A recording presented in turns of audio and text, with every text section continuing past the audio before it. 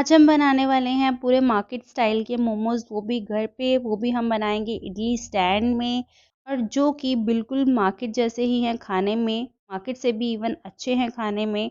ये मोमोज़ बिल्कुल ना तो ज़्यादा पतले हैं, ना ही ज़्यादा थिक है। ये कैसे बनाने हैं वो मैं सारा प्रोसेस आपको बताने वाली हूँ। साथ ही में बनाएँगे मोमोज़ की चटनी, वो भी मार्केट स्टाइल में।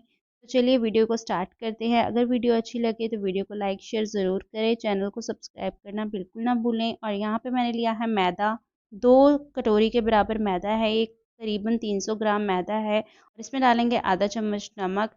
नमक के अलावा आपको कुछ भी डालने की ज़रूरत नहीं है, और इसको अच्छे से मिक्स कर लेंगे। तो ये 2 कटोरी मैदा से आपके 25 मोमोज़ बन के रेडी हो जाएंगे नॉर्मल साइज़ के। और फिर इसमें हम धीरे धीरे पानी डालते जाएंगे और इसका एक डो बना लेंगे। तो जो आपको डो है ना, उसको बनाने में 10 से 15 मिनट लग जाएँगे, क्योंकि जो डो है अगर वो अच्छा बनेगा तभी आपके मोमोज़ अच्छे बनेंगे। अगर डो अच्छा नहीं होगा तो मोमोज़ फटेंगे और अच्छे नहीं बनेंगे। तो यहाँ पे मैंने 10 से 15 मिनट आटे को अच्छे से मसल लिया है, और ये हमारा जो आटा है वो लग के रेडी हो चुका है। तो अब हम इस आटे के ऊपर लगा लेंगे थोड़ा-सा ऑयल, या फिर आप घी लगा सकते हैं, ताकि आटा सूखे ना और एकदम मॉइस्चर इसमें रिटेन रहे।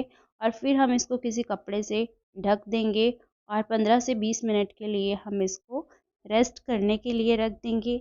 जब तक कि ये हमारा आटा हो रहा है तब तक हम इसकी स्टफ़िंग रेडी कर लेते हैं। तो स्टफ़िंग के लिए मैंने यहाँ पे पत्ता गोभी को छोटा-छोटा चॉप करके रखा था, और साथ में ही मैंने यहाँ पे 2 गाजर को भी छोटा-छोटा बारीक चॉप कर लिया था चॉपर की हेल्प से। आप भी चॉपर से चॉप करें तो बहुत ही अच्छा बारीक चॉप होता है। और साथ में ही यहाँ पे मैंने 2 प्याज भी चॉप कर लिए थे बारीक-बारीक। तो अब ये जो स्टफ़िंग है इसको मैं पकाने वाली हूँ। आप चाहें तो ये स्टफ़िंग कच्ची भी यूज़ कर सकते हैं, बट अगर इस तरीके से पका के यूज़ करेंगे तो टेस्ट बहुत अच्छा आता है। फिर हम एक कढ़ाई ले लेंगे, उसमें 2 चम्मच तेल के डालेंगे। फिर ऑयल के साथ हम डालेंगे 1 चम्मच देसी घी से टेस्ट बहुत अच्छा आता है। जब ये घी मेल्ट हो जाए तो फिर इसमें डालेंगे लहसुन अदरक का पेस्ट।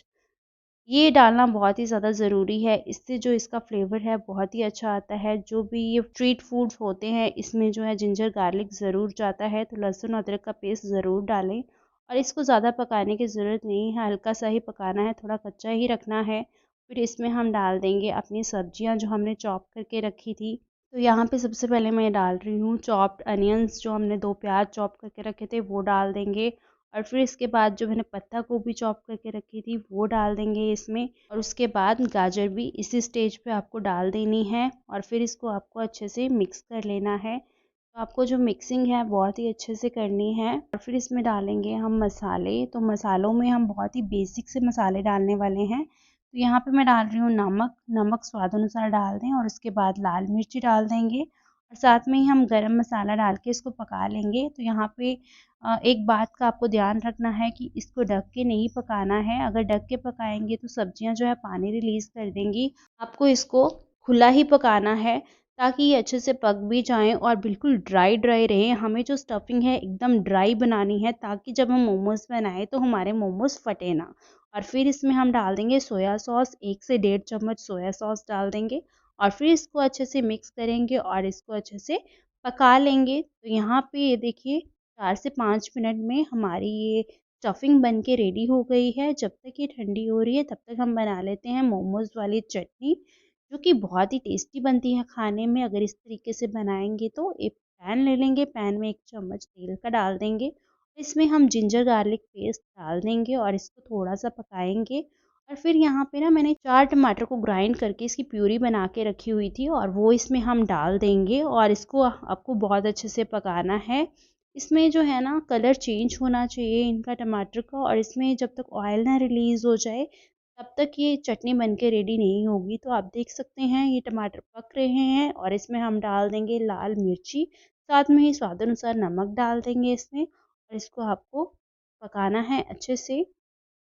और जब आपके टमाटर पक जाएं तो इसमें डाल देंगे शेज़वान सॉस या फिर चिली सॉस। 2 चम्मच शेज़वान सॉस डाल दें या फिर चिली सॉस डाल दें। साथ में ही 3 से 4 चम्मच टमाटो सॉस के डाल दें, और इसको अच्छे से आपको मिक्स कर लें और थोड़ा सा इसको पका लें 1 मिनट के लिए। और फिर इसमें एक बहुत ही अच्छा-सा टेस्ट आएगा, जो कि मार्केट जैसा टेस्ट आएगा चटनी में। इसके लिए आपको इसमें डालना है विनेगर 1 चम्मच, सिरका जिसको बोलते हैं, जो हम अचार वगैरह में यूज़ करते हैं, स्ट्रीट फूड में यूज़ होता है या फिर चाइनीज़ फूड में भी ये यूज़ होता है। तो आपको ये डाल के इसको अच्छे से मिक्स कर लेना है और थोड़ी-सी यहाँ पे सोया सॉस डाल देंगे, ताकि इसका थोड़ा-सा कलर जो है वो अच्छा-सा आ जाए और टेस्ट भी इसका एनहांस हो जाए। तो ये हमारी जो मोमोज़ वाली चटनी है, बहुत ही झटपट से बन के रेडी हो चुकी है। इसको एक कटोरी में हम निकाल लेंगे और अब हम बना लेते हैं मोमोज़, जो कि अलग-अलग शेप्स के साथ मैं आपको बताने वाली हूँ। ये देखिए, जो आटा है हमारा ऑलमोस्ट हो चुका है। इसको एक बार आप 1 से 2 मिनट तक मसल लें अच्छे से, ताकि एकदम नरम हो जाए और फिर हम इसके मोमोज़ बनाएँगे और एक ही बार में हम ढेर सारे मोमोज़ एक ही बार में बनाने वाले हैं, बार-बार बेलने का झंझट ख़त्म करने वाले हैं। तो ये हमारा डो रेडी हो चुका है। अब हम अपनी किचन स्लैब को अच्छे से क्लीन कर लेंगे और सुखा लेंगे और उसके ऊपर मैदा डस्ट कर देंगे और एक बड़ी सी लोई बना लेंगे आटे की और इसको रोटी की तरह बड़ा सा बेल लेंगे। तो आपको ना इसकी जो थिकनेस है उसका बहुत ही ज़्यादा ध्यान रखना है, ताकि आपके मोमोज़ एकदम परफेक्ट बने। ये जो इसकी थिकनेस है ना, मैं आपको यहाँ पे दिखा रही हूँ, ना तो ज़्यादा पतली करनी है, ना ही ज़्यादा आपको मोटी रखनी है, एकदम परफेक्ट वाली थिकनेस है ये। और फिर हम इसको ग्लास से कट कर देंगे, ताकि सभी की जो इक्वल साइज़ आए सभी का, इसलिए ग्लास की हेल्प से आपको इसको कट कर लेना है।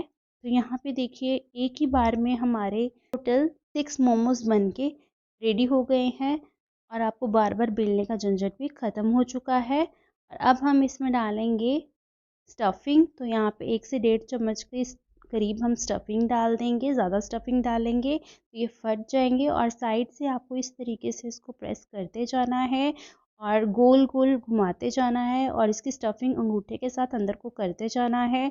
और ये आपकी एक शेप बहुत ही बढ़िया वाली शेप बन के रेडी हो जाएगी मोमोज़ की, जो कि बहुत ही आसान है बनाना। अब जो मैं आपको दिखाने वाली हूँ सेकंड शेप, वो भी आपको इसी तरीके से प्रेस करते जाना है और इसको आपको स्टफिंग को अंदर करते जाना है। जैसे हम एक तरीके से फ़ोल्ड करते हैं ना, चुनटे डालते हैं, आपको पूरा उसी तरीके से मोमोज़ को फ़ोल्ड करना है।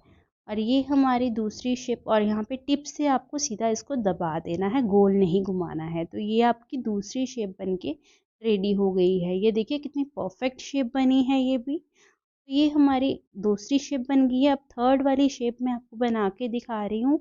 वो भी हम इसी तरीके से चुनटे डालते जाएंगे, फोल्ड करते जाएंगे और बस इसको हमें गोल घुमा देना है। तो ये जो बिल्कुल कॉमन वाली शेप है, जो हर कोई बना लेता है आसानी से, ये वो शेप है। तो ये देखिए, तीनों शेप्स बन के रेडी हो चुकी हैं।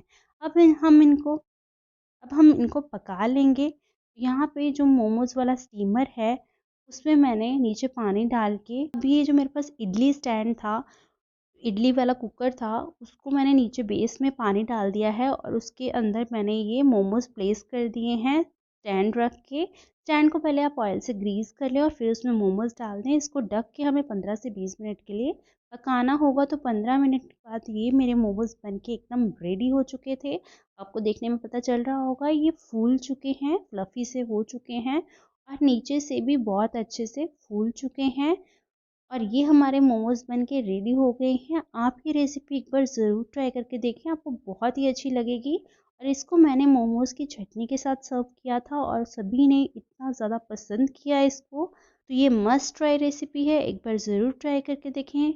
चलिए मिलते हैं नेक्स्ट वीडियो में नेक्स्ट रेसिपी के साथ, तब तक के लिए बाय बाय।